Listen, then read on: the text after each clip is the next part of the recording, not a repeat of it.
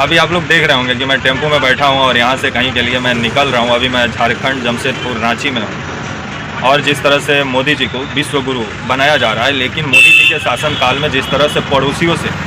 हम लोग का रिश्ता जिस तरह से खटास में नज़र आ रहा है, आइए इसी पे बात करते हैं। नमस्कार, मेरा नाम विश्वजीत कुमार और आप देख रहे हैं वाक फॉर इंडिया। मोदी जी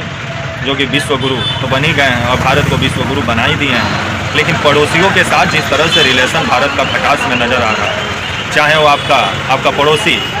जो एक देश है नेपाल, जिसके साथ बेटी और रोटी का रिश्ता है, वहाँ जिस तरह से चाइना अब नेपाल में अपना कब्जा दिखा रहा है और जिस तरह से चाइना की तरफ नेपाल का झुकाव नज़र आ रहा है, तो इस पर मोदी सरकार को सोचना चाहिए। तो वहीं चीन तो भारत का शुरू से ही दुश्मन रहा है और जिस तरह से लद्दाख और आपका अरुणाचल के इलाके में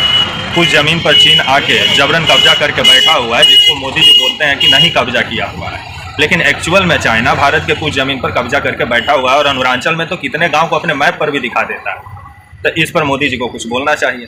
तो वहीं श्रीलंका के साथ भी भारत का जो रिश्ता है वो भी खटास में नज़र आ रहा है, जहाँ चाइना वहाँ निवेश कर रहा है और चाइना के प्रति श्रीलंका का लगाव जिस तरह से बढ़ रहा है, तो आने वाले समय में भारत के लिए मुश्किल पैदा कर सकता है। तो वहीं आपका पाकिस्तान हो तो शुरू से हम लोग का परमानेंट दुश्मन रहा है, तो उससे तो उम्मीद आप नहीं कर सकते। अब नया में जिस तरह से मालदीव जो कि भारत का सबसे करीबी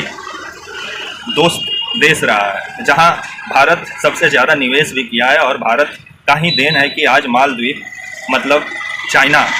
के अधीन से बचा हुआ है। लेकिन जिस तरह से